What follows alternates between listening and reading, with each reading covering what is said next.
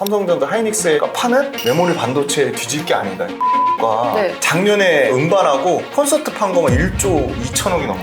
9월 달에 2차전지 인버스 ETF가 나온다고 하는데 인버스라는 게 주식이 떨어져서 돈을 버는 거잖아요. 그러니까요. 심리 자체가 고약하잖아요. 가능성이 떨어진다고 보고 있어요. 저는 LG화학이 너무 싼 것 같아요. 왜냐면 LG화학이 유일하게 양극재 업체 중에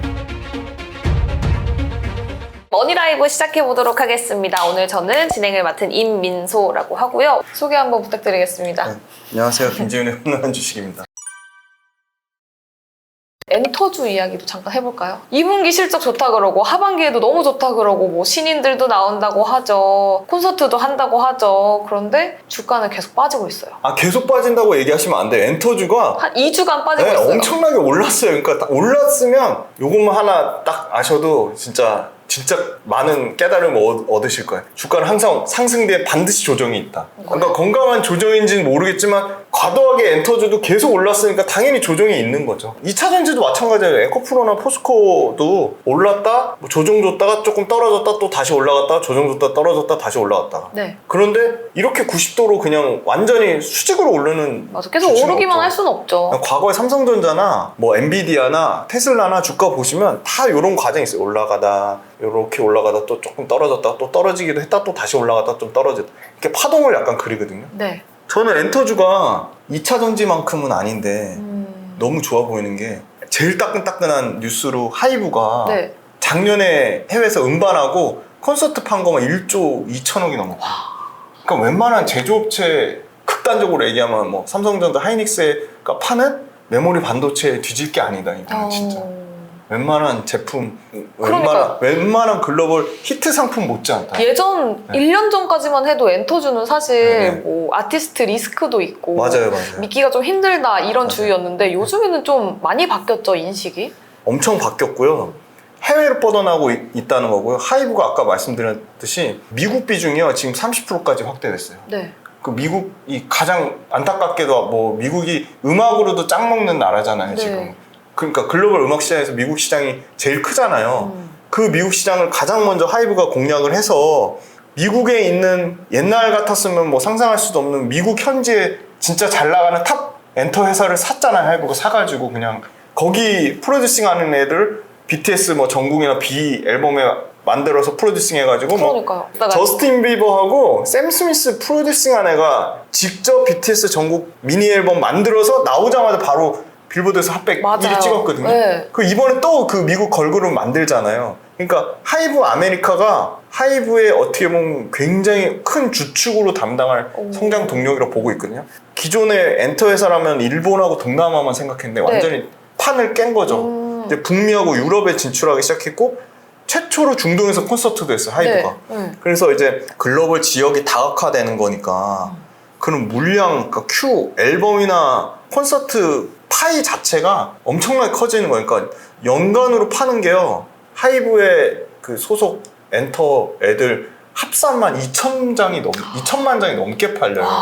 그러니까 제일 많이 팔렸던 게 세븐틴이 780만 장을 팔았고 네. TXT, 투모로우바이투게더가 네네. 뭐 500몇만 와. BTS, 방탄도 뭐 690만 장 갓 데뷔한 르세라핌하고 뉴진스가 160만 장 네. 뭐 엔하이픈 뭐 200몇만 장 네. 과거에 BTS에 대한 의존도가 높다는 걸 완전히 극복한 거예요. 지금 너무 탄탄해요. 세븐틴, 엔하이픈 그다음에 산하 레이블도 TXT. 굉장히 많잖아요. 네네. 그래서 지금 어떻게 보면은 뭐 무리하게 SM 인수하려다가 지금 안 된 게 더 잘 된 거예요. 지금 겹치는 부분도 있으니까. 네. 그러니까 저는 미국 시장 공략한 게 하이브가 진짜 잘한 거고 아직은 포텐은 안 터졌지만 하이브는요 팬클럽이 일으키는 매출도 1,000억이 이제 넘고요. 또 MD 상품 많이 그 사잖아요. MD 상품 갖고 있잖아요. 그 플랫폼 위버스. 네네. 하이브 그 위버스가 아마 이제 내년에는 구독 모델로 갈 거거든요. 그러면 BTS 공식 유튜브 채널만 7,620만인가 그런데. 네.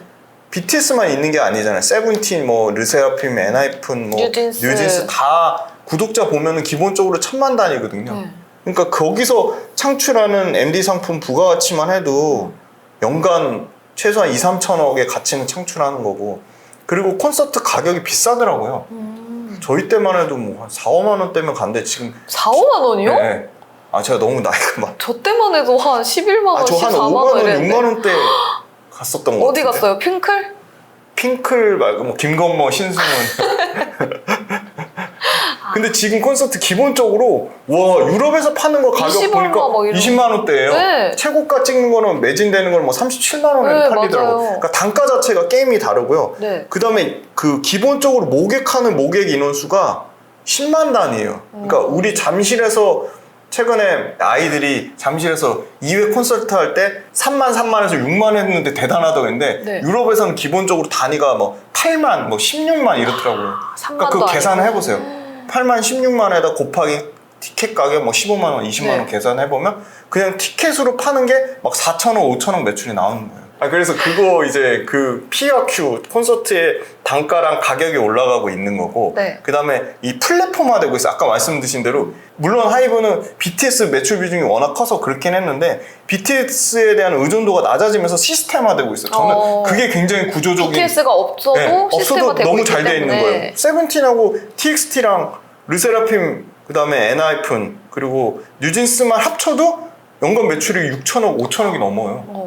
그러니까 이미 BTS에 대한 의존도가 지금 급격하게 원래는 거의 70% 달했는데 네. 40%대로 떨어진 거죠. JYP도 엄청 좋게 본 게 트와이스에 대한 비중이 급격하게 낮아지고 스트레이키즈나 뭐 다른 엠믹스 이런 뭐 엄청 뜨는 거예요. 네. 저연차 3년 미만의 아티스트가 급격하게 그 손익분기점을 뛰어넘는 거예요. 그러니까 또 미국에서 Y2K 프로젝트. 맞아요. 그것도 있고 하이브도 지금 미국 걸그룹 9월 달에 데뷔해요. 그럼 아까 그 저스틴 비버나 네. 그 샘 샘 스미스 스미스. 한 프로듀싱한 애가 그걸 걸그룹 만들거든요. 네. 그럼 이제 완전히 현지화된 모델로 하면 더 잘 될 가능성이 높겠죠. 완전히 미국에서도 정착하는 거고. 그거 한국인이 없어요? 그거 완전 다 100% 현지화하는 아, 그래요? 하는 걸로 알고 있어요. 오. 그래서 지난번에 나오셨을 때 말씀해 주셨던 거는 이 시스템화된 게 수출되고 있는 것도 굉장히 유의미하다라고 본다고 네. 하셨잖아요. 네네. 그래서 그게 지금 이제 하이브 걸그룹 같은 경우 히트를 치든 안 치든 근데 구조적인 변화가 일어나는 거고 네. 그리고 심지어는 하이브 같은 경우는 음반, 앨범, 플랫폼 그 다음에 굿즈 상품 심지어 엔터 기획하는 거 콘텐츠 네. 이게 엄청 촘촘하게 매출 구조가 진짜 잘 다변화돼 있어요. 그러니까 물론 음반하고 그 콘서트 매출이 높긴 한데 네. 콘텐츠도 올라오고 있고요. 아까 말씀드린 팬클럽을 통한 매출도 올라오고 있고요. 그 다음에 그 굿즈 상품판은 플랫폼도 올라오고 있거든요. 네. 그러니까 그게 구조적으로 골고루 매출이 다각화되고 매출 지역이 글로벌로 확대되는 거는 이거는 성장의 초입 단계다. 왜냐면 미국의 웨스턴 팝이 거의 97%를 차지하는데 네. 미국에서 가장 그 음반 시장에서 가장 크게 비중을 컸던 게 웨스턴 팝인데 그걸 제외하면 K-팝은 얼마냐 봤더니 4점 몇 프로밖에 안 되는 거예요. 그러니까 K-팝이 그 틈새 시장을 파고들어서 4점 몇 프로까지 성장한 거예요. 네. 근데 더 가겠죠. 왜냐면 이제 현지 프로듀싱한 사람이 K-팝도 웨스턴 팝 해가지고 더 그 업그레이드해서 음악을 만들면 그래서 지금 BTS가 실제로 솔로 앨범 나온 거 상위권에 하고 뉴진스도 지금 상위권에 계속 네, 들어가 네, 있잖아요. 네. 그거 보면 이게 단기적으로 일회성 모멘텀은 아니다라고 보고 있고 우리나라처럼 이렇게 그 칼군무에다가 완전히 기획화된 아이돌 상품이 우리나라처럼 잘 돼 있는 데가 없는 거죠. 그러니까 그걸 자꾸 현지화 모델 하려고 하는 게 현지화 모델로 시스템화해서 수출해 나가고 있잖아요. 그래서 이제 옛날처럼 그냥 특정 아티스트의 막 의존도에 따라서 막 매출가익이 막 변동 심하고 뭐 마약하고 이런 거에서는 굉장히 탈바꿈하고 있다. 또 완전- 철저하게 관리를 많이 하잖아요. 네, 회사 글로벌 내에서. 회사 되고 있다. 알겠습니다. 그리고 엔터 회사들 마진도 좋아요. 하이브 같은 경우가 뭐 14%, 16% 나오고 JYP 더 좋아하는 이유는 JYP는 30%대에서 안 떨어져요. 마진이. 헉, 높은 거 아니에요? 엄청 높아요. 엔터 회사 중에 거의 하이브 2배잖아요. 네, 압도적인 원탑이에요. 그래서 JYP 주가가 안 빠지는 거예요. 기관도 좋아하고 외국인도 좋아하고. 그래서 안 빠지는구나. 그럼 Y2K 성공하면 더 크게 올라갈 가능성이 높네요. 높죠. 근데 또 9월 달에 2차 전지 인버스 ETF가 나온다고 네네네네. 하는데 그것도 좀 수급과 이 심리의 영향이 커서 나오는 건가요? 그냥 좀 그 KB 자산운용에서 그 약간 좀 이슈몰이 하려고 지금 사실 인버스라는 게 주식이 떨어져서 돈을 버는 거잖아요. 그러니까요. 심리 자체가 고약하잖아요. 네. 떨어지길 네, 바라는 거잖아요. 떨어지길 바라는 거잖아요. 사람들이 2차 전지 가지고 이제 많이 갖고 있으니까 수급의 논리에 의해서 수급에 조금만 흔들림이 생기면 2차 전지 떨어질 거다 하고 떨어지는데 숏에다 베팅을 한 거잖아요. 근데 또 구색 맞추려고 2차 전지 인버스랑 롱에 베팅하는 것도 같이 만들어 놨어요. 그래서 여기 보시면 에코프로가 23.2% 가장 높고요. 에코프로 BM이 14.6%고 에코프로 구름만 40%다. 그러니까 그 얘기는 에코프로 너무 비싸다. 에코프로 네. 주가 떨어져야 된다. 그거에 베팅을 한 거거든요. 저는 근데 이거 그렇게 크게 이슈는 그렇게 크게 안 될 것 같아요. 왜냐면 지금 이거 말고 나온 것들 있잖아요. 네. 타이거 2차전지 소재 FN. 물론 단기적으로 주가 굉장히 ETF가 하루에 15% 넘게 빠진 거 사실 처음 보긴 했어요. 네. 근데 그것도 지금 정상화되는 과정 중에 있거든요. 제일 지금 잘 팔린 게 타이거 2차전지 소재 FN이거든요. 이게 3천억 넘게 몰렸거든요. 네. 한 달 만에. 급락이 한번 나왔었죠. 근데 지금 최근에 보시면 이게 다시 수급이 들어오고 있거든요. 수급이 네. 지금 보세요. 시가총액이 7천억이에요. 네. 어마어마한 양이잖아요. 2차전지 소재. 네, 네, 네. 그리고 이거랑 같이 나왔던 게 코덱스 핵심 소재 10이거든요. 네. 이것도 보면 5천억이에요. 오, 네. 이게 네. 처음에 시작할 때부터 5천억, 7천억이 아니었다니까. 어... 1천억 미만이었어요. 네. 그러니까 5배 성장하고 7배 성장한 거예요. 1,000억 미만이었는데 네, 네, 네. 이게 언제 나왔어요? 이 ETF? 이거 한 달도 안 됐어. 한 달 정도 아, 된 그래요? 거였어요. 네. 그밖에 안 됐는데 5배, 7배 이렇게 간 거예요? 5배 늘어난 거예요. 나오자마자 그냥 폭풍 이게 지금 엄청나게 팔려가지고. 네. 인보스는 이렇게까지 그래서 하지 않을 저는, 것 같은데. 저는 말씀하신 대로 이게 잠깐 반짝 이슈는 될 수 있어도 네. 이거 자체가 그렇게 막 엄청나게 이슈가 돼가지고 이것 때문에 뭐 2차전지 주식이 더 영향을 받아서 물론 이거를 벤치마킹하는 유사 상품들이 막 쏟아져 나오면 당연히 네. 영향이 있을 텐데 이 자체로 뭐 그렇게 뭐 크게 영향 미치는 거는 저는 조금 가능성이 떨어진다고 보고 있어요.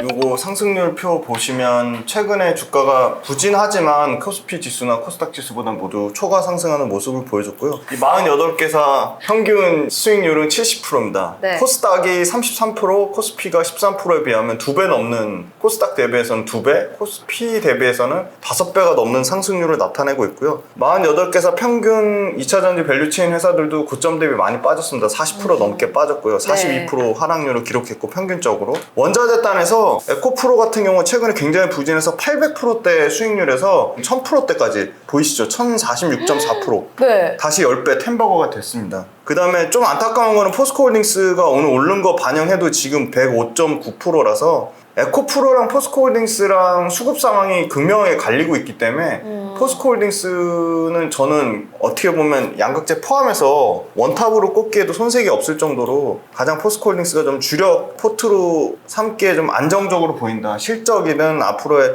성장 가능성이든 비전이든 뭐 여러 가지 종합적으로 다 고려했을 때 그냥 에코프로랑 포스코홀딩스의 수익률 격차는 좀 줄어들지 않을까. 포스코홀딩스가 단기간에 많이 올랐지만 에코프로에 오른 거에 비하면 뭐 거의 아기 호랑이 정도 수준이거든요. 배터리 셀단에서는 SK이노가 굉장히 수익률 좋았거든요. SK이노베이션이 거의 37, 8%, 40% 가까이 수익률을 내다가 네. 수익을 다 반납하고 지금 14%까지 떨어졌고요. 그냥 LG엔솔은 그냥 계속 제자리입니다. 20%대 수익률 계속 유지를 하고 있고요. 그래서 셀단에서는 아마 답답하실 거예요. 그래서 사실 셀단은 2차전지 밸류체인이지만 제가 계속 흐름을 계속 체크를 해봤는데 네. 셀을 갖고 계신 분은 손실이 안 나셨다면 좀 적극적으로 이렇게 포트폴리오 교체해보는 것도 아, 그걸 정리하고 네, 좀 네. 에코프로나 포스코 쪽으로 옮겨가는 그러니까 게 원자재나 좀 낫겠다. 그렇게 콕 집어서 얘기하지 마시고 아니요. 부담됩니다. 네, 알겠습니다. 에코프로나 포스코라기보다는 이 셀단이 아니라 다른 체인, 다른 밸류 체인, 그러니까 원자재 광물 쪽이나 아니면 비양극재나 양극재 단을 옮기는 게 좀 나을 것 같고요. 수익률 측면에서는요. 그 다음에 양극재 단에서는 역시나 에코프로 VM, 코스모 신소재, 포스코 퓨처엠의 3파전인데 저는 계속 포스코 퓨처엠이 에코프로 BM하고 수익률 격차를 좀 줄일 것 같아요. 왜냐면 포스코 퓨처엠이 가장 수주 잔고가 가장 확실하게 지금 106조라는 수주 잔고를 갖고 있고 앞으로도 포스코 퓨처엠은 지금 포드하고 지금 포드 CEO하고 지금 포스코 퓨처엠 김준용 CEO 만난다고 직접적으로 만난다고 언급하는 거 보면 지금 이미 수주 잔량이 꽉 찼음에도 불구하고 앞으로도 가장 좀 추가 수주 가능성이 높을 것으로 예상되는 데가 지금 포스코 퓨처엠이거든요. 그래서 포스코 퓨처엠이 또 당연히 이 실리콘 응급제라는 응급제 모멘텀도 가지고 있고 그래서 네. 숫자 측면에서도 코스모 신소재랑 포스코 퓨처엠이 원탑 투탑이거든요. 그래서 에코프로 비엠과 포스코 퓨처엠의 양극재 간의 수익률 싸움이 엄청 치열한데 그게 상당히 좀 그 수익률 격차가 줄어들지 않을까. 그리고 코스모 신소재도 굉장히 부진했어요. 왜냐면 최근에 2천억 넘는 유상증자 펀드 나오고 그래서 지금 그 자금 조달 이슈도 있어서 부진했는데, 그래서 코스모 신소재도 이게 수익률로 치면 한 167%까지 빠졌다가 지금 208%까지 올라왔으니까 여전히 양극재랑 원자재가 주도를 하고 있고요. 그 다음에 음극재, 도전재, 첨가재 쪽에서는 나노 신소재가 100%는 아닌데 그래도 견조하게 86%의 수익률을 나타내고 있고, 그리고 분리막 쪽에서는 재밌어요. 얘네 SKI 테크놀로지랑 WCP랑 지금 0.6% 수익률 차이 나는데 이 둘이서 지들끼리 엄청 치고받고 지금 수익률 1등, 2등 계속 달리고 있거든요. 그러니까 계속 한 주는 SKI 테크놀로지, 한 주는 WCP 교체 이렇게 하는 모습을 보여주고 있는데, 분리막은 잠깐 이슈가 있었어요. 분리막은 이제 북미 시장에서 그 사실은 양극재만 IRA 수혜를 받는 게 아니라 분리막도 최대 맞아요. 수혜다. 그래서 분리막 관련돼서는 이제 중국 업체랑 일본 업체의 완벽한 대체 수요가 일어나서 우리나라 분리막 업체, 소위 말하는 SKI 테크놀로지가 글로벌 분리막 업체 1등이 될 거고 WCP가 2등이 될 거다. 그래서 WCP랑 SKI 테크놀로지 합산만 75%가 넘을 거라는 얘기가 있었거든요. 근데 그래서 실제로 WCP가 삼성 SDI로 아주 따끈따끈하게 일주일 전에 5조 넘는 수주를 받았어요, 분리막. 그래서 그게 단기적인 모멘텀으로 나오긴 했는데, 아무래도 여전히 투자 심리 측면으로 봤을 때는 양극재나 이 원자재랑 에코프로 BM을 포함한 이 양극재단의 투자 매력도 측면으로 봤을 때 좀 주목을 못 받는 것 같다. 하지만 계속 말씀드리지만 양극재를 투자하시는 분도 분리막이나 전액이나 이 실리콘 음극재의 성장성이나 캐파나 매출 증가율이나 그 어디에 수주를 받는지, 어디가 수주를 활발하게 주고 있는지 그걸 좀 체크를 해보셔야 된다고 말씀드릴 수 있을 것 같고요. 네. 저는 최근에 가장 조금 눈여겨보는 데는 장비예요. 장비가 또 지금 수주량이 엄청나다고. 네. 그러니까 상반기 때 취소된 게 아니고 상반기 때 이연된 거니까 넘어간 거죠. 물량이 하반기로. 그래서 상반기 때 넘어간 물량이 이제 하반기로 나오는데, 그 이유는 24, 25, 26 사이클에 미리 장비가 세팅이 12개월에서 18개월 정도 들어가야 되는데 그 들어가는 사이클을 지금 놓쳤어요. 지금 상반기 때. 그래가지고 하반기 때 당장 지금 발등에 불 떨어져서 네네. 9, 10, 11월에 들어가야 되거든요. 그래서 지금 PNT가 지금 수주 잔고가 2조 한 1000억 정도가 되고요. 하나기술이 1조가 넘고요. 그 다음에 DENT가 한 2,400억 정도가 있고요. 하반기 수주 잔고만. 그 다음에 윤성 FNC도 한 4, 5천억 정도 수주 잔고가 잔량이 남아있는 걸 봤을 때 아마 본격적인 하반기 수주 사이클이 돌아오면 장비 회사들도 하반기에 오히려 상반기보다는 실적 모멘텀을 좀 강하게 받을 것으로 보고 있고요. 지금까지도 발주 물량이 엄청나다고 알고 있는데, 사실 장비주들 종목을 선별할 때 있어서는 좀 2차 전지는 반도체에 비해서는 기술력이 높지는 않다고 알고 있거든요. 근데 그 수주를 따내는 진입 장벽이 굉장히 높다라고 하는데, 종목을 선별할 때는 어떤 업체들이랑 발주를 받았었는지 그걸 보고 지표를 삼으면 될까요? 아, 진짜 좋은 질문이신데요. 그 레퍼런스라고 하거든요. 글로벌 레퍼런스. 그러니까 PNT가 각광을 받고 주목을 받는 이유는, PNT는 LG엔솔, SK온, 물론 SK온이 주력이긴 한데 LG엔솔 비중이 점차 커지고 있죠. LG엔솔, SK온, 삼성 SDI 다 고객사로 갖고 있고요. 하나기술도 마찬가지예요. 주력이 있지만 삼성 SDI, SK온,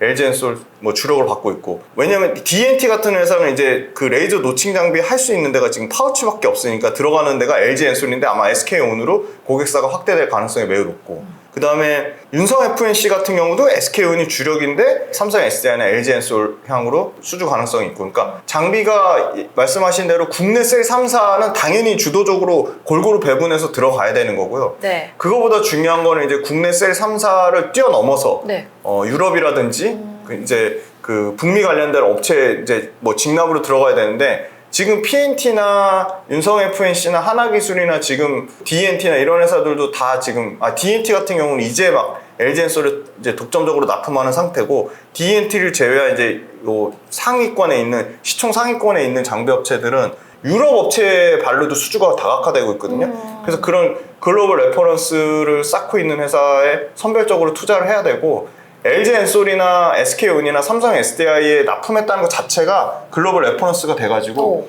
유럽 업체들이 굉장히 선호를 하고 있고요. 심지어 중국의 예를 들어 CATL이나 BY 배터리를 써도 장비는 국산을 쓰는 그런 형태의 지금 약간 전환이 일어나고 있다. 그래서 유럽 업체 입장에서는 글로벌 레퍼런스도 있으면서 가격 경쟁력도 있으면서 고객사한테 커스터마이징 잘 되는 최상의 업체를 봤을 때 국내 업체에 대한 선호도가 매우 높고, 일본산 장비 업체랑 중국산 장비 업체랑 비교를 많이 하는데 중국산 장비는 검증이 안 돼서 믿을만하지 못하겠다. 네. 중국 내수에는 쓰이는데 글로벌 업체로 납품한 경험이 별로 없고 거의 없고, 그리고 심지어 품질에도 문제가 생기고, 그래서 국내 배터리 셋업체는 당연히 국산 장비를 쓰고요.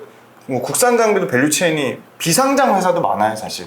비상장 회사들끼리 경쟁을 붙이는데, 유럽의 신생 배터리 업체나 미국의 완성차 업체 입장에서는 중국산, 당연히 IRA 때문에도 쓰면 안 되지만 네. 중국산 배터리 장비 업체를 검증이 안 돼서 못 써요. 아, 레퍼런스가 크게 없기 때문에. 네. 그래서 그냥 LG 엔솔이나 삼성 SDI나 SK온에 납품한 것 자체가 글로벌 레퍼런스가 되는 거예요.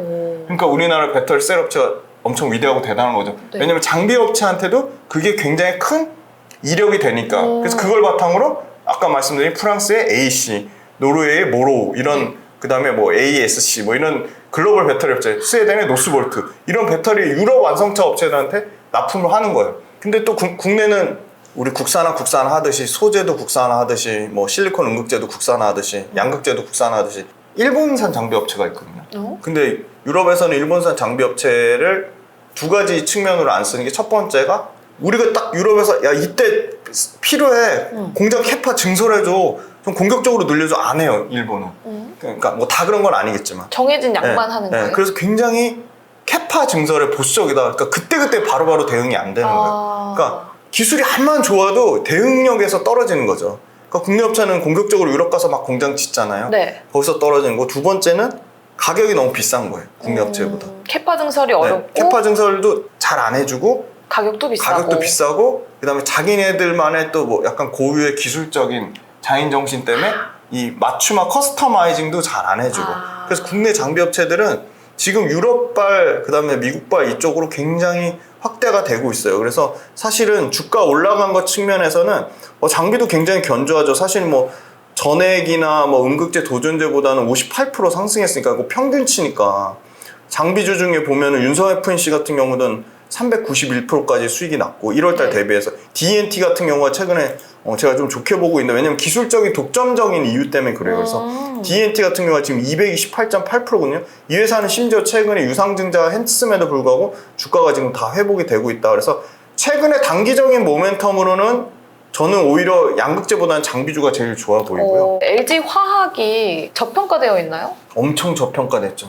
LG화학 계속 좋게 얘기했다가 엄청 욕먹는데, 네. 그래도 저는 LG화학이 너무 싼 것 같아요. 왜냐면 LG화학이 유일하게 양극재 업체 중에 1월달 대비해서 마이너스예요. 그렇다면서요? 아직까지 5.7%. 마이너스예요? 네네, 마이너스. 근데 LG화학은 양극재 밸류를 100% 못 받는 게, 지금 기초 석유화학 사업부가 있고요, 그 제약이 포함된 생명과학 사업부가 있어요. 그러니까 기초 석유화학 사업부랑 생명과학 사업부의 매출의 합이 아직 양극재가 포함된 첨단 소재 사업부보다 매출의 합이 큰 거죠. 근데 이익은 올해 첨단 소재 사업부의 이익이 더 기초 석유화학 사업부를 뛰어넘을 거거든요. 근데 그렇게 따지면 LG화학도 이제 2차 전지 소재 회사로 완전히 재평가가 돼야 되는데, 네. 그 안 되는 이유는 LG화학도 아마 이것도 잘 되면 첨단 소재 사업부 분할할 거다. 인적 분할이든 문적 분할이든 할 거다. 그래서 그런 LG화학 펀더멘털보다는 LG화학 그 투자 심리가 엄청 나쁜 것 같아요. 그러니까 LG화학 얘기하시는 분은 다 굉장히 그것도 쪼갤 거야, 엄청 부정적으로 얘기하기 때문에 LG화학이 못 가는 게 더 큰 것 같고요. 네. LG화학은 석유화학 사업부는 손실은 내지만 손실률은 엄청나게 줄어들고 있어요. 원래 작년만 해도 1660억 적자에서 지금 1분기 때 580억대로 줄었고, 지금 2분기 때 160억대로 줄었거든요. 그러면 LG화학 같은 경우는 지금 석유화학 사업부가 기본 정도 흑자 전환만 해줘도 지금 첨단 소재 사업부에서 가장 양극재에서 유일하게 지금 마진이 제일 좋아요. 지금 네. 8.3% 마진율을 계속 개선하고 있어요. 1분기 때 7.9 나왔고 2분기 때 8.3 나왔으니까 마진이 계속 좋은데, LG화학은 지금 양극재 사업부에 대한 밸류는 전혀 못 받고 있는 거죠. 왜냐면 LG화학 PER 보시면요, 네. 자 양극재 업체 평균 표 가져왔는데요, 23배예요. 코스모신 소재 211배, 211배, 포스코 퓨처엠 139배, 에코프로벤 102배, 평균 내면 100 거의 한 40배 가까이 되잖아요. 근데 LG화학 20배잖아요. 그럼 이건 그냥 딱 기초 석유화학 거밖에 못 받는. 그러면 LG화학이 매출과 이익이 성장을 못하냐? 성장을 못하는 게 아니에요. 물론 코스모 신소재나 포스코 퓨처엠이나 에코프로비움이나 LNF가 워낙 성장폭이 크니까 너무 차이 난다고. 네, 너무 차이 많이 나잖아요. 네. LG화학은 근데 심지어 지금 24년 기준으로는 12배까지 떨어져요, 지금.